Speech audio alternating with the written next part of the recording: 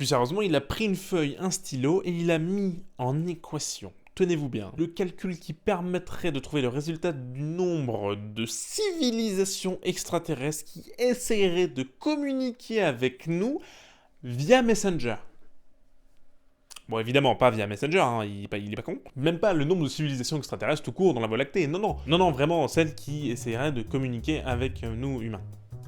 Donc, on peut convenir, je pense, que dans le game des calculs, c'est pas mal. C'est osé, c'est pas mal.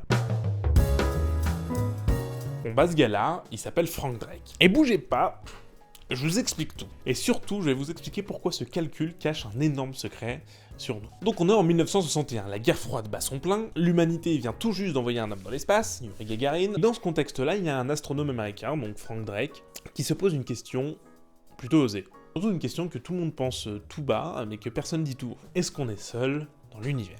Plus sérieusement, il ne le pose pas comme une question philosophique, comme l'aurait pu faire Fermi, mais vraiment, lui, il veut un calcul. Il veut vraiment un résultat quantifiable. Donc il réunit une dizaine de scientifiques, des petites tronches à l'époque quand même, hein, pour essayer de quantifier tout ça, vraiment. Donc ouais, trouver un calcul avec des coefficients qu'on pourrait modifier selon les connaissances qu'on a sur, on va voir quoi, et pour trouver le nombre de civilisations, avoir un résultat, et on sait, il y a tant de civilisations qui essayent de communiquer avec nous. Et ce jour-là, Drake va écrire un calcul qui hante toujours la science.